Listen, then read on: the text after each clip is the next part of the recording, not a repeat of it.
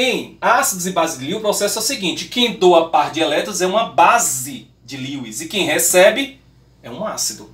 Peraí, Wesley, eu estudei lá no ensino médio, quando um par de elétrons se liga com uma molécula, é uma ligação dativa. Isso, meu filho. Ligação dativa, venha para o mundo agora mais interdisciplinar. Ligação dativa nada mais é do que uma reação de uma base de Lewis, porque está doando um par de elétrons, com um ácido que está recebendo. Ok?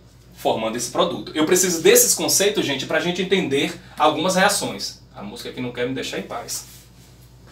Seguindo. Vamos lá. Eu quero falar rapidamente então de ácidos e bases diarrênicos. Não é o foco para a área de bioquímica. Por quê? Porque os ácidos e bases diarrênicos têm vários ácidos fortes e bases fracas que não é interessante. Por exemplo, ácidos arrênios fortes. Eu tenho os hidrácidos, todos eles relacionados com quem? Hidrogênio ligado a elementos mais eletronegativos da tabela periódica. Uma forma mais rápida para você entender. Quem são os oxiácidos? Oxiácido tem a presença do oxigênio e quando eu quero saber eu discuto o seguinte: 4 menos 2 é 2, então por ter o 2 ele é um ácido forte. Eu não quero entrar nesse detalhe, porque eu não trabalho com ácidos e bases diarrênicos aqui. Os moderados só tem o ácido fluorídrico, que no termos de hidrácidos, e esses são os moderados dos oxiácidos diarrênicos. E os fracos são todos que não têm hidrogênio ligado a elementos mais eletronegativos, como o exemplo que está aqui. E os oxiácidos fracos são esses porque ele vai dar quem? 1 menos 1, 0. Esse aqui é a única exceção porque é instável. Dá 1, deveria ser, ele deveria ser fraco, porque né, seria 0. Pelo cálculo aqui seria errado, mas ele é porque ele é uma exceção, porque ele é instável. Bem assim as bases fortes. As bases fortes são aquelas que têm hidroxila, mas esteja ligado a um metal da família 1A ou 2A, metal alcalino e alcalinos terrosos. O moderado da família 2A e fracos são as outras bases. Mas não me interessa nesse momento. O que me interessa nesse momento, só fiz uma revisão rápida, são ácidos e bases de Bronsted-Lowry e de Lewis. Acompanha comigo. Aqui eu tenho um ácido acético, ácido etanóico. Ele vai reagir no meio aquoso, não vai? Olha a água. O que é que aconteceu com eles, gente? Olha para cá, ó. Olha para o seu lado direito, não ficou menos? Significa que ele desprotonou, perdeu um próton de hidrogênio para a água, formando um hidrônio. Então, para mim, ele é um ácido de Bronsted-Lowry e a água, nesse caso, é uma base porque recebeu. Ele é um ácido, seu base conjugada é esse aqui. Esse é uma base e esse é um ácido conjugado. Por quê? Porque se eu ver essa reação daqui para lá, se eu observar, o hidrônio vai liberar o hidrogênio, desprotonar e esse vai receber. Você liberou um ácido. Olha como dá certo. E esse que recebeu uma base. São os pares conjugados de Bronsted-Lowry. Eu preciso desses conceitos, gente, porque vai ser muito importante para frente. Tá? Observa comigo. Esquece esse lado, vai para o lado direito. Eu falei do ácido acético na estante. O ácido acético, então, ele entra em equilíbrio químico, ó, quando está desprotonando. E eu posso representar isso matematicamente. Produto sobre reagente. E se eu calcular a concentração de cada um deles, concentração do íon de hidrogênio em mol por litro, vezes a concentração do íon desprotonado, dividido pelo ácido acético, a concentração do ácido acético, eu vou encontrar 1,8 vezes 10 a menos 5, numa temperatura fixa. Esse é quem? O equilíbrio químico do ácido acético. Poxa, o valor dele é maior que 1. Se é maior que 1, termodinamicamente, é uma reação favorável formar o que? Desprotonar.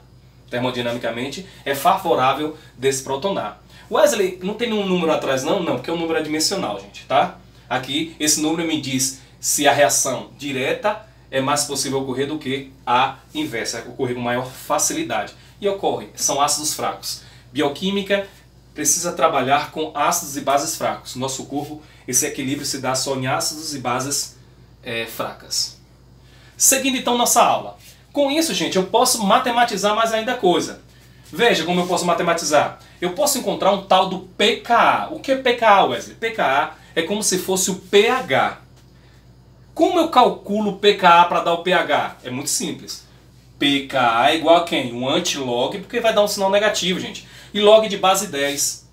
Então eu calculo multiplicando as concentrações dividido por esse aqui, vai dar um número, tiro logo 10, eu tenho um pKa. E esse pKa, então, é como se fosse o pH. Vou dar um exemplo como calcular, olha como é fácil. Eu quero calcular o pH de uma substância que tem pKa 9,31. Ó, ele tem um pKa 9,31. Como é que eu calculo esse pH? Simples. pH é igual ao pKa mais log do produto, sal é o produto, gente, ionizado, dividido pelo reagente, que é o ácido. Normalmente é trabalhado assim em química orgânica. O pH é igual a quem? 9,31, porque esse valor já tem, pronto para mim. Mais log de quem? Concentração desse sal, que é o produto formado ionizado, dividido por quem? Pelo reagente. Calculando aqui, vai dar 5, né? Vai dar 5. Então o pH é 9,31 mais log de 5. O log de 5, gente, existe no trabalho do logaritmo que você encontra facilmente, é 0,7. Então o pH é 9,31 mais 0,7, o pH é 10,1. Olha, encontrei facilmente o pH. Agora eu pergunto a vocês, presta atenção todo mundo agora. pH não é 10? O pKa é quanto? 9,31. O pH está acima ou abaixo do pKa? O pH está acima, não está acima?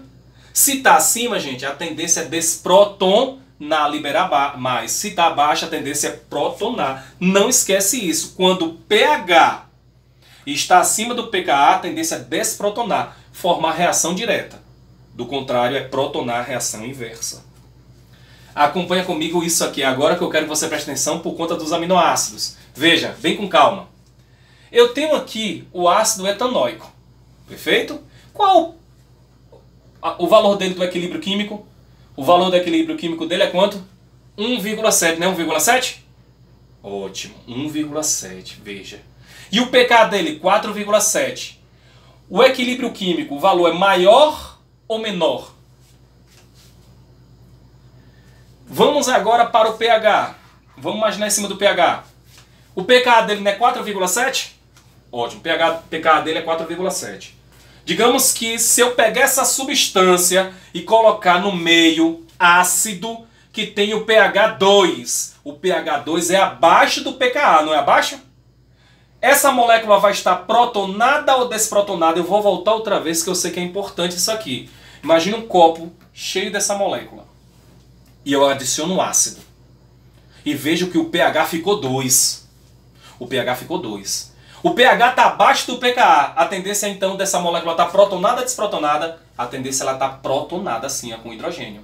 Agora se eu pego essa molécula, e coloco num copo que tem uma substância básica, que o pH, vamos dizer, seja 9, a tendência é o quê? O pH é maior do que o pKa. Então ela vai estar desprotonada. Poxa, com isso eu consigo prever o comportamento da molécula, gente.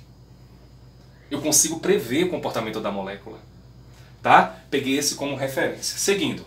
Curva de titulação. Com isso eu calculo a curva de titulação e é a concentração dos ácidos fracos. Olha como é simples. Veja comigo.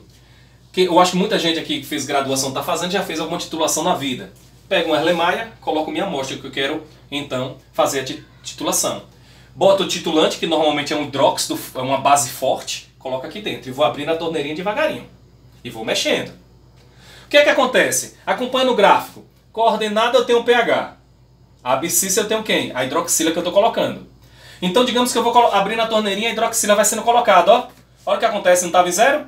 Fui colocando 0,1 mol por litro de hidroxila. Fui botando 0,2 de hidroxila aqui, abrindo a torneirinha. 0,3, 0,4. O que é que acontece? O pH não vai mudando, gente? Vai mudando, não vai mudando? Ela está mudando o pH, não tá? E essa mudança do pH faz com que, no caso o ácido acético que eu estou titulando, fique protonado ou desprotonado. Olha o que acontece. Nesse ponto aqui, nesse exato ponto 0,5, eu vou ter metade protonado e metade desprotonado. E no pH em torno de 5. Nesse momento, quando eu tenho metade protonado e metade desprotonado, pH 5, eu posso falar categoricamente que o pH nesse momento aqui é igual ao pKa. Para facilitar a sua vida, olha o que eu vou colocar aqui para facilitar a sua vida. Acompanha comigo. Estou colocando base, já está descendo base aqui, ó. Vindo para cá. Vou colocando base. O que é que acontece com o pH? Não está mudando, gente, ele está aumentando, que está colocando base. Olha, o pH era 2, fui colocando base, ó. O pH foi subindo. Parte dessa molécula tem que desprotonar. Quando é que ela vai desprotonar, Wesley? Ele vai desprotonar quando? Simples. Digamos que essa hidroxila aqui tem um pKa 2. Olha lá, o pKa dele 2, que é igual ao pH ali. Se o pH for acima do 2, que é acima do pKa dele, que é 2, ela começa a desprotonar. E olha o que acontece, ela vai desprotonar lá no pH 4. Em torno de 4, que o pH está acima do pKa, começa a desprotonar. No pH 5, metade está protonado e metade desprotonado. Nesse momento o pKa é igual o pH é igual ao pKa. Em torno de, não 5, mas 4,75. Aí eu vou subindo, ó. O que é esse retângulo azul, Wesley? Esse retângulo azul é a região tamponante. É a região que ela consegue segurar o pH. O que é segurar? Veja que o pH não subiu rapidamente aqui. Mas daqui para aqui o pH subiu de uma forma muito leve. Por que subiu de uma forma leve? Porque metade está protonado e metade desprotonado. Então ele consegue segurar o pH, mesmo você colocando uma base ali dentro, ele vai segurando. Mas quando ele ultrapassa lá para o lado de 5,5, ele estourou o tampão.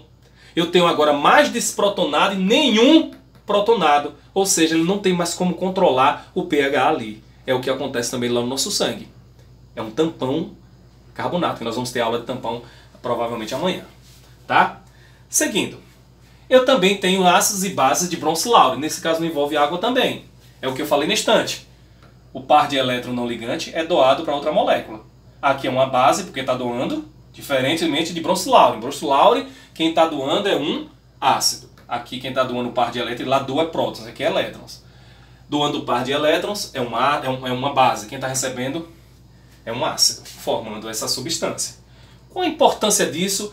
Volto para o meu último slide da aula 1. Peço a vocês que assistam a aula 1 sobre água, que tem essa explicação. Só que a explicação lá eu não aprofundei tanto porque faltavam esses conceitos.